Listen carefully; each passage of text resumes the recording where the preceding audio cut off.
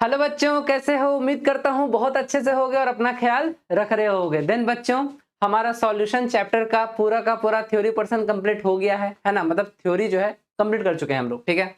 Then अब हमारे पास सिर्फ एक ही टॉपिक बचा है, कॉलिगेटिव प्रॉपर्टीज, जिसका हमको न्यूमेरिकल्स करना है। किसके पॉइंट ऑफ व्यू से? Board, JEE and NEET. Okay ना।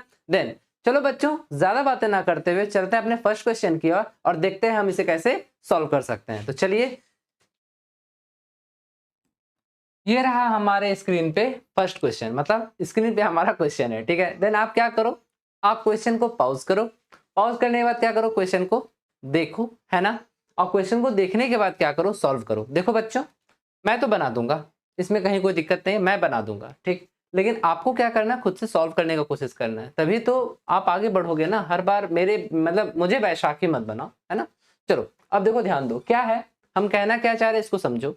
आप वीडियो को पॉज करो, अगर आपसे बन गया तो ठीक है, बल्ले बल्ले, नहीं बना तो मैं बना रहा हूं ना, ठीक है। तो पॉज करके एक बार जरूर बनाने का कोशिश करना, गलत तो गलत ही सही, ठीक है।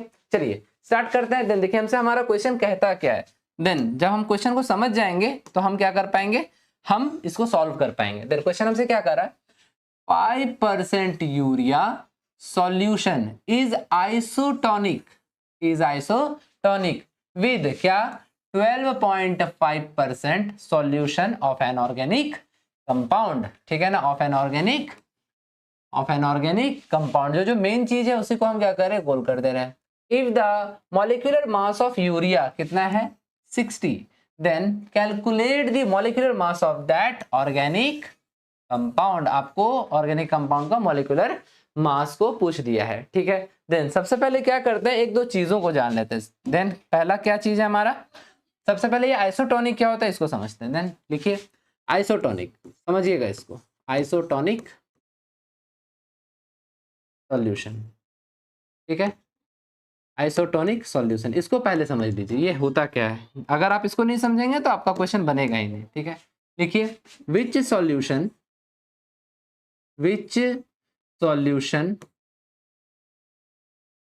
have which solution have same osmotic pressure, same sorry, same osmotic pressure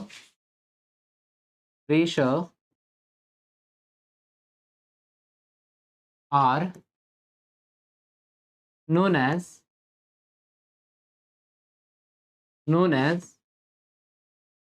isotonic solution. Clear है बच्चों?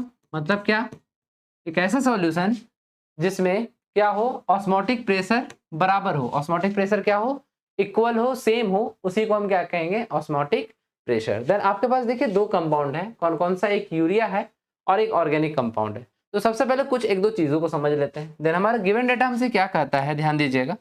गिवन डेटा हमसे कहता है, गिवन डेटा क्या कहता है, गिवन डेटा हमसे क्या कहता है, ध्यान दीजिएगा। गिवन डेटा हमसे कहता है कि यूरिया कितना है, 5% है। देन हम क्या लिख सकते हैं, डब्ल्यू ऑफ क्या, यूरिया, ये कितना है, 5 ग्राम, क्योंकि 5% है तो 5 ग्राम, ठीक है ना। और क्या, ऑर्गेनिक कंपाउंड कितना है, then W of organic compound, ध्यान दीजिएगा, डब्ल्यू ऑफ ऑर्गेनिक कंपाउंड, ठीक है। ऑर्गेनिक कंपाउंड ये कितना है, ये है 12.5%, मतलब 12.5 ग्राम। देन सॉल्यूशन का वॉल्यूम कितना है, ठीक है ना, टोटल वॉल्यूम ऑफ सॉल्यूशन, ये कितना होगा बच्चों, क्योंकि 100 है तो कितना होगा, ग्राम में है तो 100 ml, ठीक है ना। कितना है, 100 ml। जल्दी से इसका स्क्रीनशॉट लीजिएगा ताकि हम आगे बढ़ सकें, जल्दी से ले लीजिए। तो चलिए अब देखते हैं, ले लिया ना। अब थोड़ा सा देखेंगे इधर, ध्यान दीजिए। देखिए क्या है यहाँ पे, देखिए जब आइसोटोनिक सॉल्यूशन है, ध्यान से देखिएगा, ये सब डाटा हम लिख दिए हैं, ध्यान में रखिएगा इसको, ठीक है ना। हम यहाँ लिख दे रहे हैं ऐसे, क्या, डब्ल्यू यू खाली कर दे रहे हैं, ये कितना था हम साइड में लिख दे रहे हैं ताकि आप भूलो नहीं, ठीक है ना, 5 ग्राम। ठीक है। W of organic, WO organic मतलब हम एक वर्ड लिख रहे हैं, ऑर्गेनिक कितना है 12.5 ग्राम, एंड वॉल्यूम कितना है सॉल्यूशन का 100 ml। यहाँ तक कोई दिक्कत नहीं है, हम यहाँ पढ़ रहे हैं। देखिए जब सॉल्यूशन आइसोटोनिक है तो हम ये कह सकते हैं ना, क्या कह सकते हैं, ऑस्मोटिक प्रेशर को किससे डिनोट करते हैं, पाई से। रुकिए हम पूरा डिटेल में ही लिख देते हैं।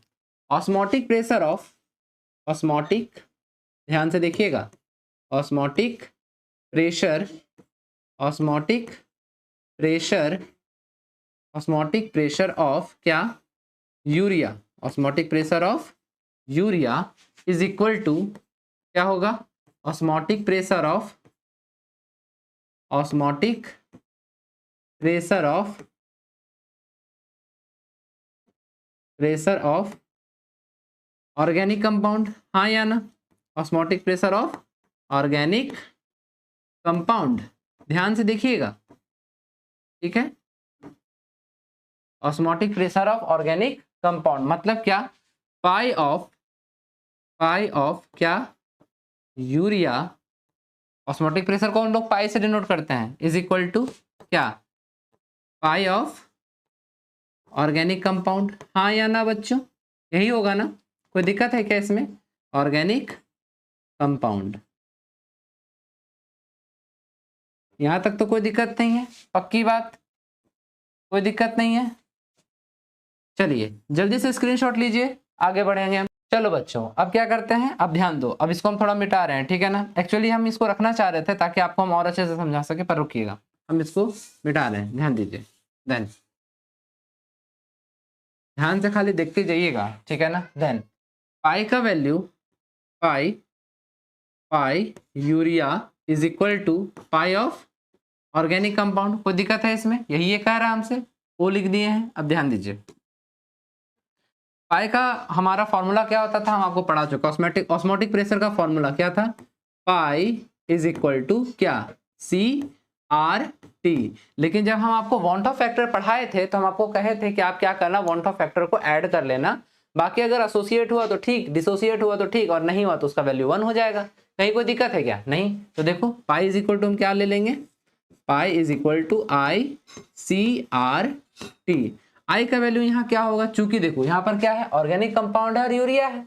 देन यूरिया भी हमारा ऑर्गेनिक ही कंपाउंड होता है, याद रखना, यूरिया भी हमारा ऑर्गेनिक कंपाउंड है। देन जब हमारा ऑर्गेनिक कंपाउंड यहाँ हमको दिख रहा है तो आई जो है, ऑर्गेनिक कंपाउंड क्या होगा, ना तो एसोसिएट होगा और ना ही डिसोसिएट होगा। तो ऑर्गेनिक कंपाउंड के लिए हमेशा आई का वैल्यू हमेशा क्या आएगा, 1 आएगा, याद रखना।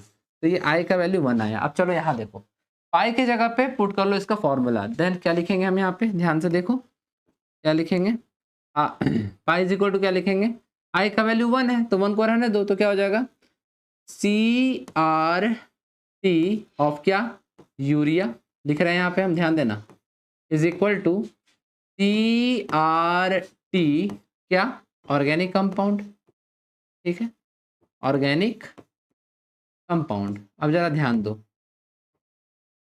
कंपाउंड जो हमारे यहाँ कांस्टेंट है उसको तो हम काट सकते हैं, जैसे कि ये हमारा R गैस कांस्टेंट है, ठीक है ना। देन गैस कांस्टेंट को हम काट सकते हैं, यानी दोनों इधर इक्वल टू का इधर उधर, तो R कट गया, R कट गया। टेम्परेचर हमको दिया नहीं है तो हम temperature at a room temperature मान लेते हैं, तो टेम्परेचर भी कट जाएगा और टेम्परेचर भी कट जाएगा। तो आपके पास बचा क्या है, ध्यान दीजिए, बचा क्या, ध्यान दीजिए, concentration of urea, concentration of urea, C क्या है, कॉन्सेंट्रेशन है, is equal to concentration of क्या, ऑर्गेनिक, ऑर्गेनिक कंपाउंड, ठीक है बच्चों, यहाँ तक तो कोई दिक्कत नहीं है। अब जरा ध्यान दो, अब हमको कॉन्सेंट्रेशन निकालना है। कॉन्सेंट्रेशन का फॉर्मूला क्या होता है, देखो ध्यान दो, कॉन्सेंट्रेशन का formula C is equal to N/V, हाँ या ना, C is equal to N/V। तो एक काम करते हैं, यहाँ लिखते हैं, ध्यान दीजिए, N/V ऑफ यूरिया, ठीक है ना। तो देखिए नंबर ऑफ मोल्स भी हम निकाल सकते हैं, हमारे पास डाटा गिवन है, ठीक है ना। अब जरा ध्यान दीजिए, क्या, N/V ऑफ क्या, यूरिया, ठीक है, इज इक्वल टू क्या, N/V ऑफ क्या, ऑर्गेनिक कंपाउंड। ध्यान से देखिएगा, सब कुछ क्लियर होते जाएगा, ऑर्गेनिक कंपाउंड। अब जरा ध्यान दीजिए, हम क्या कर सकते हैं, देखिए यहाँ पे वॉल्यूम, वॉल्यूम हमारा पूरा कितना था, देखिए ये दोनों ही किस में जा रहा है, दोनों ही के लिए यहाँ आपको लिख रहा है कि वॉल्यूम सेम है, मतलब कितना 100 ml हमारा वॉल्यूम है। अगर हम यहाँ वॉल्यूम की जगह पे 100 ml लिख दें तो 100 और 100 कट जाएगा, नहीं कट जाएगा, तो उतना जो हम लिखेंगे उससे अच्छा है क्या कि हम क्या कर दें, वॉल्यूम को वॉल्यूम से काट दें। कोई दिक्कत है क्या, कट जाएगा ना, वॉल्यूम तो दोनों ही जगह हमारा 100 ml है, समझिएगा बात को। जब दोनों ही जगह 100 ml हमारा वॉल्यूम है, सेम है, तो हम तो काट सकते हैं ना, तो काट दिए, तो यहीं पर हम वॉल्यूम और वॉल्यूम को क्या कर दिए, कैंसिल आउट कर दिए, ठीक है ना। चलिए अब हम लोग आगे देखते हैं, देन जल्दी से स्क्रीनशॉट ले लीजिएगा, ले लीजिए। देन चलिए बच्चों, अब हम क्या करते हैं, अब हमको खाली क्या निकालना होगा, नंबर ऑफ मोल्स निकालना है, ठीक है। तो हम यहाँ पर लिख रहे हैं, ध्यान दीजिएगा साइड में, एक्चुअली स्क्रीनशॉट इसलिए लेने बोले शायद हम मिटा दें, पर हमको लग रहा है कि हम यहाँ तक में हम निकाल सकते हैं आंसर को, तो थोड़ा ध्यान दीजिएगा, इसी जगह पे हम निकालेंगे। देन नंबर ऑफ मोल्स के लिए क्या लिखेंगे, गिवन मास, जो कि इधर हम कलर अलग कर देते हैं, ठीक है ना। तो क्या हो जाएगा, एन यूरिया, तो मतलब given mass by molar mass of क्या, मोलर मास ऑफ क्या, यूरिया, कोई दिक्कत है, इज इक्वल टू क्या हो जाएगा, given mass by molar mass of क्या, ऑर्गेनिक कंपाउंड, कोई दिक्कत है, वो खाली कर दे रहे हैं, जीरो नहीं है वो, ऑर्गेनिक है, याद रखिएगा ऑर्गेनिक कंपाउंड है, ठीक, क्योंकि जगह का कमी है इसलिए शॉर्ट में लिख रहे हैं। देन ध्यान दीजिए, डब्लू कितना है यूरिया का, 5 ग्राम, तो लिखिए 5 ग्राम। मोलर मास यूरिया का कितना होता है, लिखा हुआ होगा क्वेश्चन में 60, तो 60 लिख दीजिए ग्राम पर मोल, ठीक है, इज इक्वल टू, फिर ऑर्गेनिक कंपाउंड का डब्लू कितना दिया हुआ है 12.5, क्या कीजिए 12.5 ग्राम डिवाइडेड बाय मोलर मास, तो हमको पता नहीं है, क्यों, क्योंकि हमको यही तो निकालना था ना, मोलर मास ही निकालना था ना। तो एक काम करो, मोलर मास को इधर लेके जाओ, बाकी सबको इधर इधर शिफ्ट कर दो, तो क्या हो जाएगा, ध्यान दो, then molar mass is equal to, ये 60 इधर चला जाएगा तो क्या हो जाएगा 12.5 मल्टीप्लाई बाय 60, हाँ या ना बच्चों, डिवाइडेड बाय ये 5 नीचे आ जाएगा, तो 5 ग्राम, हाँ या ना, ठीक है ना। एक्चुअली ग्राम से ग्राम कैंसिल आउट हो जाएगा, खाली मोल बचेगा, ठीक है ना, तो आपको मोल में ही आंसर मिलेगा। देन चलो अब देखो 5 हो गया, कोई दिक्कत है इसमें नहीं, ये 5 इसको कितना बार में काट सकता है, 12 बार में। देन क्या हो जाएगा, molar mass is equal to 12.5 into क्या, ये काटेगा कितना बार में इसको, 12 बार में, देन 12, देन जब आप कैलकुलेट करोगे तो आपको इसमें आंसर जो मिलेगा वो मिलेगा 150 ग्राम पर मोल आंसर। चलिए बच्चों जल्दी से स्क्रीनशॉट लीजिएगा, आगे चल सकता है, ले लीजिए। देन बच्चों क्या इस क्वेश्चन में कोई दिक्कत हुआ क्या, अगर दिक्कत हुआ होगा तो कमेंट सेक्शन खाली पड़ा है आपका मैसेज के लिए, जल्दी जल्दी कर देना, ठीक है। चलो अब हम लोग क्या करते हैं, हम लोग आगे चलते हैं। देन हम लोग अब कहाँ जाएंगे, अपने सेकंड क्वेश्चन की ओर। देन बच्चों ये रहा हमारा सेकंड क्वेश्चन हमारे स्क्रीन पे, ठीक है ना। देखो आपको क्या करना है, फिर से पॉज करना है, क्वेश्चन को बहुत अच्छे से क्या कर लेना है, एक बार पढ़ लेना है और एक बार सॉल्व करने का कोशिश करना है। देन आगे अगर बनता है तो ठीक है, नहीं बनता है तो मैं बना रहा हूँ ना, ठीक है। तो चलो देखो क्या है, क्या यहाँ पर लिखा हुआ क्या है, एक्चुअली क्वेश्चन हमसे क्या कहता है, इसको समझो। क्वेश्चन कह रहा है insulin is dissolve in a suitable solvent and the osmotic pressure क्या है, पाई of solution of various concentration, जो कि क्या है ग्राम पर सेंटीमीटर क्यूब, ठीक है ना, ग्राम पर सेंटीमीटर क्यूब, वो क्यूब है, ठीक है ना।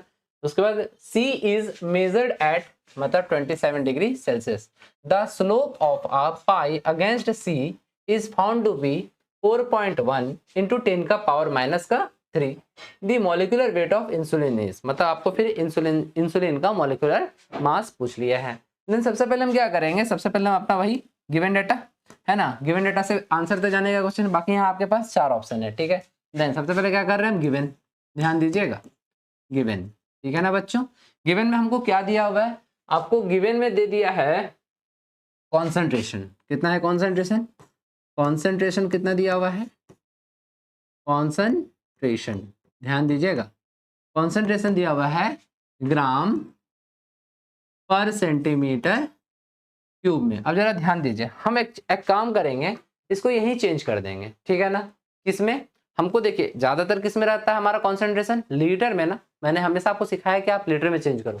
तो देखो आपको कन्वर्जन आना चाहिए, इंटर कन्वर्जन यूनिट्स का, अगर आप नहीं जानते हैं तो मेरा 11th का जो टॉपिक है उसमें अब नेक्स्ट जो हमारा क्लास होगा वो इसी पे होगा, ठीक है। मैं सारे के सारे यूनिट्स को क्या करूंगा, इंटर कन्वर्जन करूंगा। तो एक बार उसको आप जरूर चेकआउट कर लेना, ताकि आपका इससे रिलेटेड जो भी क्या हो डाउट हो वो क्लियर हो जाए। देन आपको मैं यहाँ फिर से बता दूं, क्या आपका यहाँ पे क्या 1 centimetre cube is equal to हमारा क्या होता है 1 मिलीलीटर। और आपको तो पता ही है क्या कि 1 ml इज इक्वल टू क्या होता है 1000, क्या सॉरी यहाँ पर मैं थोड़ा मिस्टेक कर गया, मिस्टेक क्या कर गया, गलती हो गया, मतलब गलती से लिख दिया मैंने।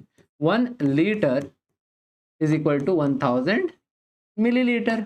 देन आपको यहाँ पर क्या करना है, सेंटीमीटर क्यूब को चेंज कर देना है किसमें, लीटर में। तो हम यहाँ ऐसा लिख सकते हैं कॉन्सेंट्रेशन इज इक्वल टू ग्राम, ठीक है, डिवाइडेड बाय क्या, सेंटीमीटर क्यूब को आपको किसमें चेंज करना है, लीटर में।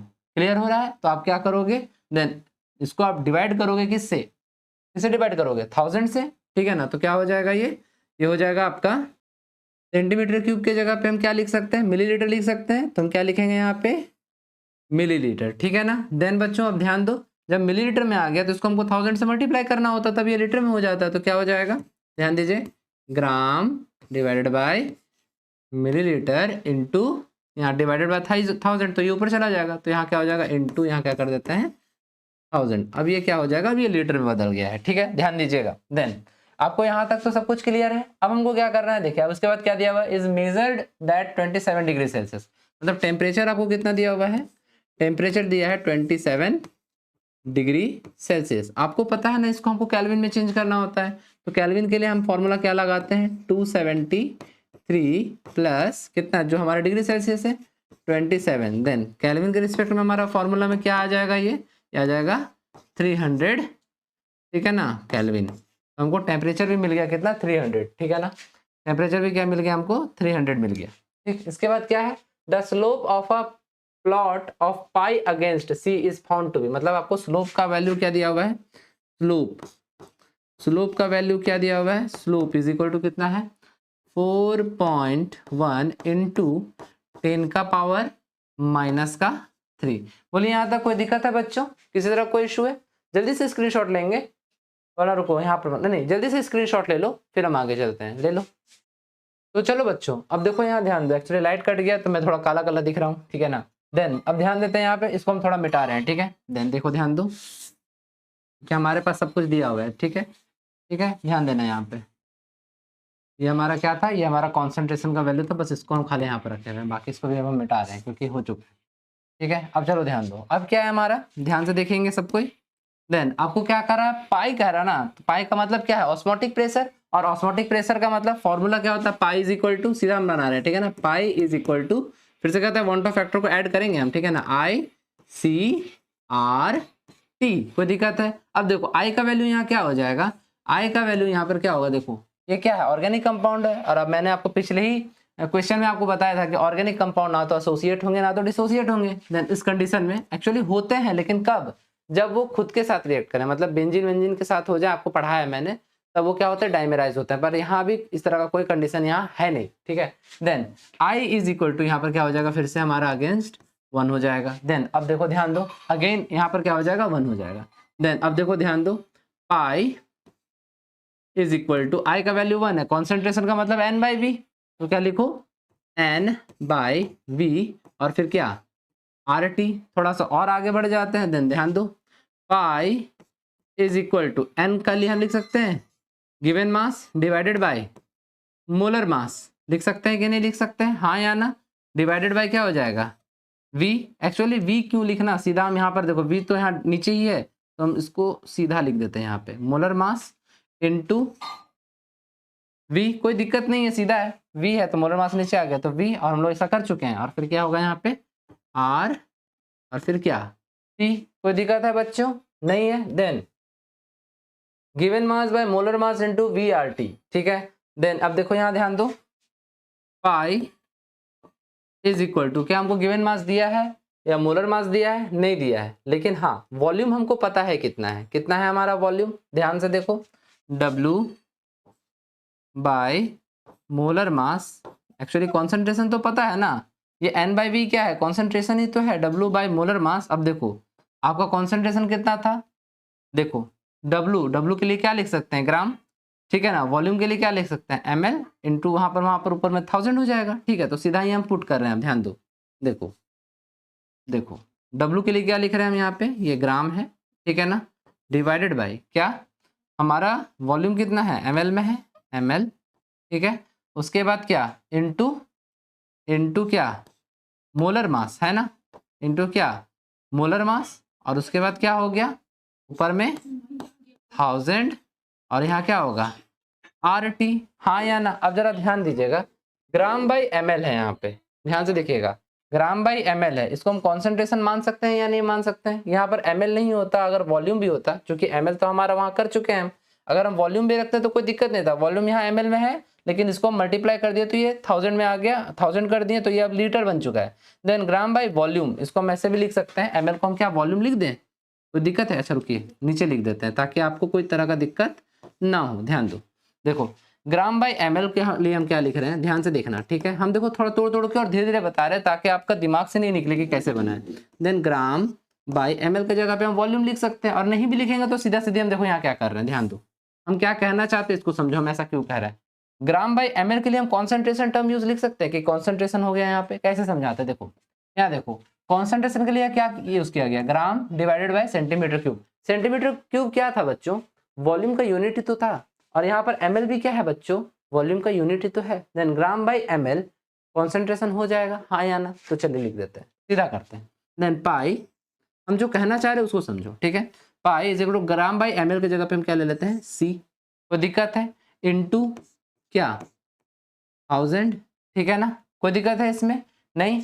उसके बाद क्या, डिवाइडेड बाय मोलर मास, ध्यान दीजिएगा, मोलर मास, फिर क्या, RT, कोई दिक्कत है नहीं। एक बार हम इसको यहाँ फिर से लिखना चाहेंगे, लेकिन अलग कलर से, ध्यान दीजिएगा, देखिए, ठीक है, इसका काम हो चुका है, इसको मिटा रहे हैं। देखिए यहाँ पे फिर से लिख रहे हैं इसको, पाई इज इक्वल टू क्या, C इंटू क्या, 1000 divided by molar mass RT। कोई दिक्कत है बच्चों, नहीं होना चाहिए। देन आपको देखो यहाँ पर स्लोप के बारे में बात कर रहा, मतलब आपको स्ट्रेट लाइन का फॉर्मूला लगाना पड़ेगा। देन स्ट्रेट लाइन का फॉर्मूला एक बार नहीं बहुत बार बता चुका हूँ, y is equal to mx, हाँ या ना। देन हमारा क्या, m क्या होता है, स्लोप, m क्या होता है, स्लोप, और x क्या है, कांस्टेंट। देन x के जगह पे क्या हो जाएगा, x के लिए हम किसको मानेंगे, x इज इक्वल टू क्या हो जाएगा, x एक्सिस पे हमको क्या मिलेगा, कॉन्सेंट्रेशन, याद रखना x एक्सिस पे क्या मिलेगा हमको, concentration. Then m is equal to क्या आया, ध्यान दो, m इज इक्वल टू क्या आया, m यानी कि स्लोप के लिए क्या आ रहा है हमारा, ध्यान दीजिएगा, स्लोप के लिए हमारा आ रहा है 1000 divided by molar mass into R into T, हाँ या ना बच्चों, किसी तरह कोई दिक्कत है नहीं। अब जरा ध्यान दो, स्लोप के लिए हम क्या लिख सकते हैं, हमारे पास गिवन डाटा में मैंने आपको लिखाया था स्लोप, तो स्लोप कितना है, 4.1 इंटू 10 का पावर -3, स्लोप कितना है, 4.1 इंटू 10 का पावर -3। तो देखो यहाँ लिखते हैं 4.1 इंटू 10 का पावर -3 इज इक्वल टू क्या हो जाएगा, 1000 divided by molar mass into R into T। यहाँ तक कोई दिक्कत है बच्चों, नहीं होना चाहिए। अब एक काम करते हैं, मोलिकुलर मास को इधर ले जाता है, इसको इधर ले आते हैं, ठीक है। तो क्या हो जाएगा, ध्यान दो, मोलिकुलर मास ही ना पूछा है आपको, मोलिकुलर मास मतलब वेट है या मास की बात है, ऑफ इंसुलिन यही ना पूछा है, तो यही ना हमको निकालना है। तो चलिए निकालते हैं, molecular mass is equal to क्या हो जाएगा, 1000, ठीक है, डिवाइडेड बाय क्या, 4.1 इंटू 10 का पावर -3। अच्छा R का वैल्यू कितना है आपको पता होना चाहिए, R गैस कांस्टेंट है, तो उसके लिए क्या लिखोगे, 0.082, ठीक है, और टेम्परेचर कितना निकाले थे, 300 केल्विन।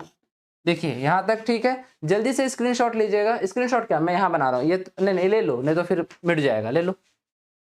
अब चलो देखो, अब मैं इसको इधर लेके जा रहा हूँ, ठीक है ना, ध्यान देना। देन अब क्या करेंगे, ध्यान से देखो, अब देखो, अब हमको बस क्या करना है, मल्टीप्लाई करना, मतलब मल्टीप्लाई और डिवीजन करना है। तो जब आप इसको पूरा कैलकुलेट करो, एक एक करो बढ़िया से, देखो कैलकुलेट मैं यहाँ नहीं करूंगा क्योंकि बहुत वीडियो लंबा चला जाएगा, आप क्या करो सिर्फ कैलकुलेट कर लो। देन आपको मॉलिक्यूलर मास जब आप पूरा का पूरा कैलकुलेट करोगे तो आपको मॉलिक्यूलर मास जो है वो मिलेगा 6 × 10⁻⁶। ठीक है बच्चों। देन देखिए आपको ऑप्शन नंबर कौन सा सही आएगा। देन ऑप्शन नंबर हमारा डी, यही हमारा, सॉरी डी कैसे, यहाँ तो 4 है ना, देखो देखो देखो मिस्टेक, क्या आएगा 6 × 10⁻⁶, यानी कि ऑप्शन नंबर सी हमारा क्या आएगा, सही आएगा। जल्दी से स्क्रीनशॉट ले लेंगे, एक्चुअली ले ही चुके हैं, बस आंसर करना था, आप कैलकुलेट करो, आपको यही आएगा। ठीक है ना। देन आपको इस क्वेश्चन में कोई दिक्कत है, अगर है तो आप जरूर कमेंट करना, बाकी मैंने अपने तरीके से इसको अच्छे से आपको एलाबोरेट करके समझा दिया। अब चलिए बच्चों, अब हम चलेंगे अपने नेक्स्ट क्वेश्चन की ओर। तो ये रहा हमारा क्वेश्चन नंबर 3 हमारे स्क्रीन पे। देन बच्चों ध्यान दीजिएगा, ये जो क्वेश्चन है ये कहाँ आया हुआ है, जेईई मेंस में पूछा गया है क्वेश्चन, PYQ है। देन इसको ध्यान से देखेंगे और समझेंगे। देखिए हमसे क्वेश्चन क्या कहता है, फिर से आप वीडियो को पॉज करेंगे और पॉज करके पहले खुद बनाएंगे, अगर आपसे बनता है तो ओके ओके जी, नहीं बन रहा तो मैं तो यहाँ बना ही दे रहा हूँ। ठीक है ना। तो चलो ध्यान दो, क्या है, a solution is prepared by dissolving 0.6 gram of urea, then molar mass of urea 60 gram per mole. ठीक है। And 1.8 gram of glucose, molar mass कितना होता है 180 gram per mole, in 100 ml of water at 27 degree Celsius. The osmotic pressure of this solution is, आपको पूछा है osmotic pressure के बारे में, सीधी सी बात है, सिंपल क्वेश्चन है। देन सबसे पहले आपको करना क्या है, गिवन, अगेन आप क्या करो, गिवन करो। ठीक है, गिवन। ठीक है, गिवन में आपको क्या क्या दिया हुआ है, गिवन में आपको यूरिया का W दिया हुआ, मतलब W of urea, W of urea कितना दिया हुआ है 0.6 ग्राम। ठीक है, उसके बाद मोलर मास भी दिया हुआ है, then molar mass of urea ये कितना दिया हुआ है 60 ग्राम पर मोल, 60 ग्राम पर मोल। एक काम करते हैं, जब गिवन मास और मोलर मास दिया है तो हम एन ऑफ यूरिया निकाल लेते हैं, यहीं पे काम आएगा। Then N of urea is equal to क्या होगा 0.6 डिवाइडेड बाय 60। जब आप काटोगे करोगे जो भी करना है कर लो, मतलब कैलकुलेशन करोगे तो आपको मिलेगा यहाँ पे 0.01। कोई दिक्कत है बच्चों, नहीं है ना। देन बच्चों अब एक काम करते हैं हम, अब हम क्या करेंगे, अब फिर से लिख रहे हैं, देखिए उसके बाद क्या दिया हुआ हमको, अब दूसरा डाटा देखेंगे। देन ग्लूकोज का भी आपको गिवन मास दिया हुआ है, देन क्या लिखो W of glucose, W of glucose ये कितना दिया हुआ है, ये दिया हुआ आपको 1.8 ग्राम, ये कितना दिया है 1.8 ग्राम। ठीक है बच्चों, और उसके बाद मोलर मास ऑफ ग्लूकोज कितना दिया हुआ है, मोलर मास ऑफ ग्लूकोज ये कितना दिया हुआ है, ये दिया हुआ आपको 180 ग्राम पर मोल। ध्यान दीजिएगा। देन इसका भी हम क्या कर सकते हैं, नंबर ऑफ मोल्स निकाल सकते हैं, देन एन ऑफ ग्लूकोज निकाल सकते हैं ना। देन एन ऑफ ग्लूकोज क्या हो जाएगा 1.8 डिवाइडेड बाय 180, देन ये भी आपको कितना आएगा, ये भी आएगा आपका 0.01। एन ऑफ ग्लूकोज और एन ऑफ क्या यूरिया हमको पता चल गया है। ठीक है, और आपको यहाँ क्या कह रहा है, आपको जो यहाँ वॉल्यूम दिया है दोनों के लिए कितना दिया है 100 ml ऑफ वाटर। अब टेम्परेचर कितना है 27 डिग्री सेल्सियस, देन आप टेम्परेचर भी निकाल लो। देखिए वॉल्यूम कितना दिया हुआ है 100 ml, ठीक है, और टी कितना दिया हुआ है टेम्परेचर, टेम्परेचर आपको दे दिया है 27 degree Celsius, 27 degree Celsius, Celsius में है तो आपको क्या करो टेम्परेचर को केल्विन में निकालो। ठीक है ना, ये हमेशा याद रखना कि आपको इसको केल्विन में करना है। देन क्या हो जाएगा, यहाँ पर हम कर रहे हैं 273, फॉर्मूला यही होता है, प्लस 27। ठीक है ना, तो फिर से ये कितना आ जाएगा 300 आपका केल्विन में आ जाएगा टेम्परेचर। ठीक है, अब आपको क्या कर रहा है ऑस्मोटिक प्रेशर मांग रहा है, आर का वैल्यू यहाँ पर दिया हुआ है कितना है, गैस कांस्टेंट कितना होता है 0.082। अब कुछ करना नहीं है, सीधा पाई का वैल्यू में पुट करो। Then pi is equal to ICRT। Then यहाँ फिर से वही चीज है, ग्लूकोज है, ठीक है ना, यूरिया में जा रहा है तो यहाँ क्या है आई का वैल्यू फिर से यहाँ क्या होगा, ना तो ये एसोसिएट हो रहा है ना डिसोसिएट। देन आई का वैल्यू यहाँ क्या होगा हमेशा 1। जब आप देखो आप सोच रहे हो कि आपके दिमाग में आ रहा होगा कि आई का वैल्यू हम 2 कब ले लेंगे 3 कब लेंगे, तो वो क्वेश्चन में दिया रहता है कि डाइमेराइज होगा या कुछ होगा, वो लिखा रहता है नॉर्मली क्वेश्चन में। ठीक है, देन अब ध्यान दो, तो आई का वैल्यू यहाँ क्या है 1 है। ठीक है, कोई दिक्कत है इसमें नहीं। अब क्या करो पुट करो, then pi is equal to I का वैल्यू 1 आ गया, कॉन्सेंट्रेशन, कॉन्सेंट्रेशन मतलब N/V, नंबर ऑफ मोल्स इन पर लीटर वॉल्यूम ऑफ सॉल्यूशन। आपने नंबर ऑफ मोल्स निकाल लिया है, किसका किसका, ग्लूकोज और यूरिया का। तो दोनों को, यानी कि एक सॉल्यूट है एक सॉल्वेंट है, दोनों को जोड़ोगे तभी तो आपको पूरा का पूरा नंबर ऑफ मोल्स मिलेगा। देन आप क्या करो, दोनों को ऐड करो, क्या, N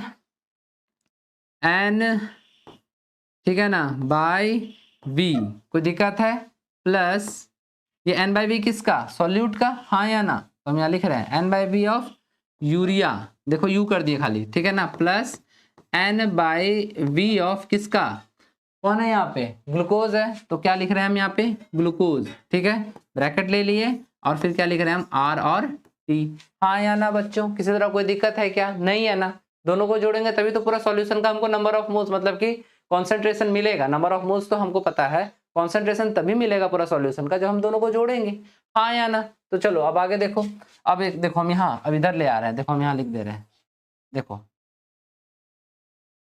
यहाँ पर हम बना रहे हैं, ध्यान देना, ठीक है, इसलिए हम यहाँ पर कर दिए, अब कलर यहाँ यूज करें अलग ताकि आपको कंफ्यूजन ना हो।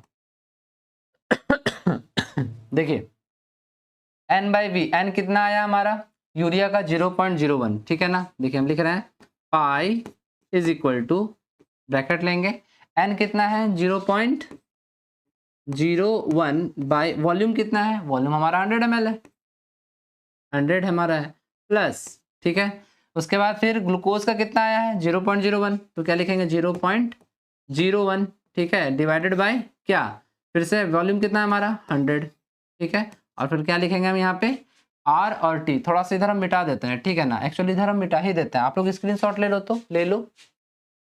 चलो अब हम थोड़ा सा यहाँ मिटा देते ताकि हमको क्या हो सके, हमारा जगह बन सके, ठीक है, देखो हम यहाँ मिटा रहे थोड़ा, बिकॉज जगह का कमी हो जाता है थोड़ा, तो हमको बोर्ड को मिटाना ही पड़ेगा ना, ध्यान दो। अब देखो अब क्या हमारा 0.0, और फिर R कितना हमारा, R है हमारा, R अच्छा हम बाद में कर लेते हैं, R और फिर T को हम बाद में कर लेंगे, ठीक है। Then pi is equal to 100 हमारा एलसीएम हो जाएगा, तो क्या आ जाएगा 0.02 डिवाइडेड बाई कितना 100, कोई दिक्कत है, अब R और T भी लिख दो, R कितना है हमारा 0.082, ठीक है ना, मल्टीप्लाई बाय, अब ब्रैकेट लेने की जरूरत हमें नहीं है, ठीक है ना, अब ब्रैकेट लेने की जरूरत हमें नहीं है, ठीक है, 0.082, उसके बाद T कितना है 300 केल्विन, देन ये 2 0 से ये 2 0 कट गया, अब आप मल्टीप्लाई करो, जब आप मल्टीप्लाई करोगे तो आपको पाई का वैल्यू मिलेगा 4.92। चलिए अब हम लोग अपने ऑप्शन में चेक करते हैं कहीं है क्या, हाँ सी नंबर है 4.92 ATM, देन हमको क्या मिल गया, पाई मिल गया। जल्दी से स्क्रीनशॉट ले लीजिए फिर आगे चलते हैं। चलिए बच्चों अब हम क्या करेंगे, अब हम चलेंगे अपने नेक्स्ट क्वेश्चन की ओर, ठीक है ना, चलिए ध्यान दीजिए, ये रहा हमारा नेक्स्ट क्वेश्चन हमारे स्क्रीन पे। देन बच्चों ध्यान से देखिएगा क्वेश्चन हमसे क्या कहता है, ठीक है ना, क्वेश्चन हमसे जरूर 2 या 3 बात कहता है तभी तो हमसे कोई एक क्वेश्चन पूछता है। हमारी गलती ये है कि हम क्वेश्चन को समझ नहीं पाते कि क्वेश्चन हमसे कहना क्या चाहता है, इस बात को ध्यान में रखिएगा, ठीक है। चलिए देखिए यहाँ क्या कह रहा है क्वेश्चन, ध्यान से देखिए, क्वेश्चन हमसे कह रहा है 1 gram of a non volatile non electrolyte solute is dissolved in 100 gram of two different solvents A and B whose ebullioscopic, याद रखिएगा whose क्या है ebullioscopic constant R in the ratio of 1:5, the ratio of the elevation in their boiling points क्या है delta TB A by delta TB B is equal to is, मतलब आपसे question कह रहा है, आपको कह रहा है कि एक 1 ग्राम है जो कि नॉन वोलेटाइल है, एक नॉन इलेक्ट्रोलाइट सॉल्यूट में घुल रहा है, ठीक है, जिसका क्या है dissolve in 100 gram of 2 different solvents. 100 ग्राम में कुछ मिस्टेक है क्या,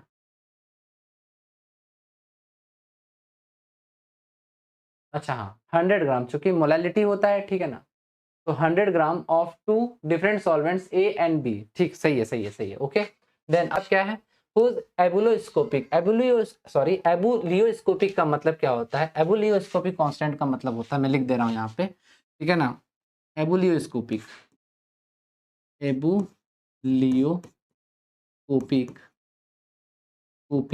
कांस्टेंट एबुलियोस्कोपिक कांस्टेंट का वैल्यू होता है क्या, Kb। क्या कह रहा है आपको ये, Kb कह रहा है, ध्यान दीजिएगा। Are in the ratio of 1:5, ठीक है, आपको रेशियो दे दिया 1:5 का। The ratio of the elevation in their boiling points क्या होगा, ठीक है। तो जल्दी से क्या करिए आप इसको, ये जो आपका क्वेश्चन है ना, ठीक है ना, इस क्वेश्चन को आप पॉज कीजिए और बनाने का कोशिश कीजिएगा, ठीक है।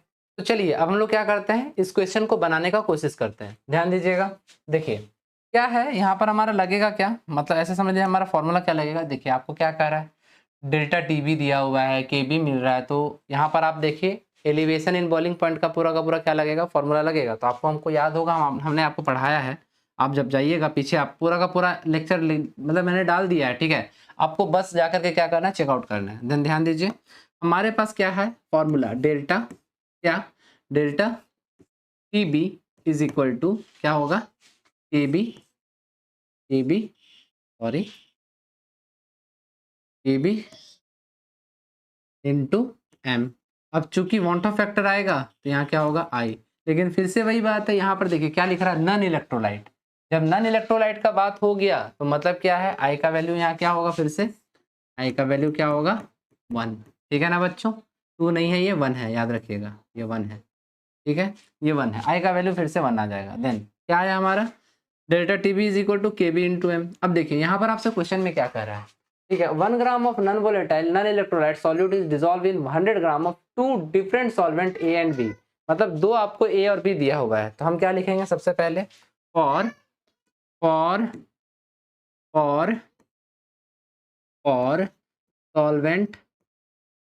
Solvent A, for solvent A के लिए आप इस फॉर्मूला को लिखिए, क्या होगा, डेल्टा क्या, टी बी ऑफ क्या, टी बी ऑफ ए है ना, इज इक्वल टू क्या, T B of A into क्या, मोलैलिटी ऑफ क्या, ए, मोलैलिटी ऑफ ए। आई का वैल्यू तो 1 है, ठीक है, इसको हम क्या मान लेते हैं, इक्वेशन 1, ठीक है। अब चलिए दूसरा, for solvent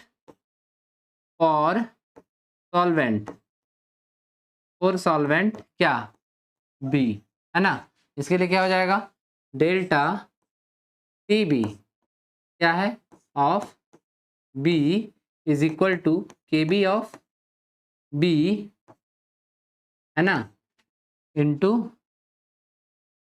molality of B. इसको हम क्या मान लेते हैं, इक्वेशन 2। अब हम क्या करते हैं, यहीं पर देखिए, यहीं पर हम लिख दे रहे हैं, यहाँ पर यहाँ तक तो कोई दिक्कत नहीं है, आप लोगों को समझ में आ रहा है, यहाँ तक तो कोई इशू नहीं है ना। देन चलो बच्चों अब देखो ध्यान दो, अब हम क्या करते हैं, यहाँ लिख दे रहे हैं equation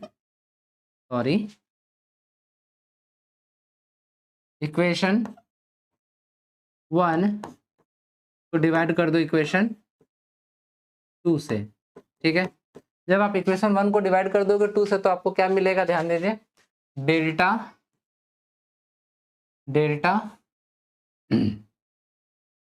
delta T B of A divided by delta T B of क्या, बी, ध्यान दीजिएगा, इज इक्वल टू क्या हो जाएगा, देखिए यहाँ पे के बी ऑफ क्या, के बी ऑफ ए, ठीक है ना, उसके बाद क्या, molality of A divided by क्या, K B of B, molality of B, ठीक है ना, मोलैलिटी ऑफ बी, ध्यान दीजिए, मोलैलिटी ऑफ बी। अब जरा ध्यान से देखिए, आपको 1 ग्राम नॉन वोलेटाइल सॉल्यूट मिल रहा है, ठीक है, याद रखिएगा क्या, मोलैलिटी मतलब number of moles of solute divided by क्या, पर केजी वेट ऑफ सॉल्वेंट। तो यहाँ देखिए क्या दिया हुआ है, आपको नॉन वोलेटाइल सॉल्यूट 1 ग्राम है और जो आपका सॉल्वेंट है वो दोनों ही कितना है, 100 ग्राम है,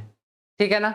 तो मतलब क्या, दोनों के लिए जो मोलैलिटी का वैल्यू आएगा ए और बी के लिए इक्वल नहीं आएगा क्या, क्योंकि वैल्यू तो सेम है, हाँ या ना। तो मतलब दोनों का जो मोलैलिटी होगा वो एकदम इक्वल आना चाहिए, आएगा ही आएगा, क्योंकि 1 ग्राम दोनों में डाल रहे हो और दोनों का ही मास कितना है सॉल्वेंट का, 100 ग्राम, वो इक्वल आएगा। देन उस कंडीशन में हम क्या करते हैं, उतना जो हम निकालने बैठेंगे, देखो समय का कमी होता है, एग्जाम जेई का दे रहे हैं आप, आपको क्या लगाना होगा, कॉन्सेप्ट। अगर हर एक का आप क्या निकालने लगो, आप हर एक का अगर वैल्यू निकालने लगो ना, आपका इतना टाइम चला जाएगा कि आप सोच भी नहीं सकते हो। तो यहाँ कॉन्सेप्ट लगाओ, दोनों ही कंडीशन में हमारा मोलैलिटी ए का भी और बी का भी सेम आएगा, और अगर सेम आएगा और दोनों ही डिवाइड में है तो क्या हो जाएगा, खत्म। बात समझ में आया? तो ज्यादा दिमाग नहीं लगाना है, बस कॉन्सेप्ट लगाना है, आंसर लेके आना है। देन अब देखो क्या आएगा हमारा, ध्यान दो।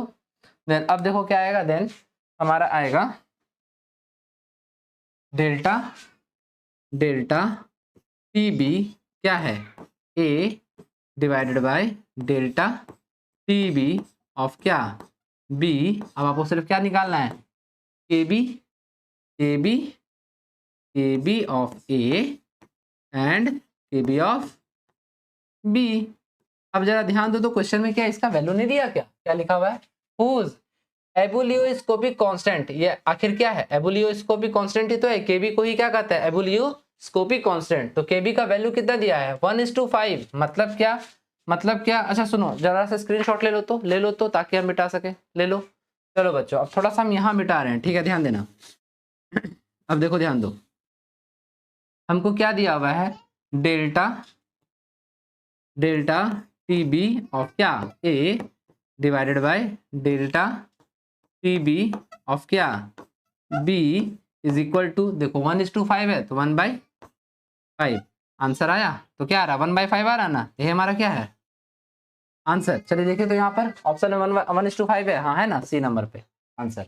समझ गए, कोई दिक्कत है इसमें, पक्की बात। चलो जल्दी से स्क्रीनशॉट लो पूरा का पूरा, उसके बाद आगे बढ़ता है, ले लो।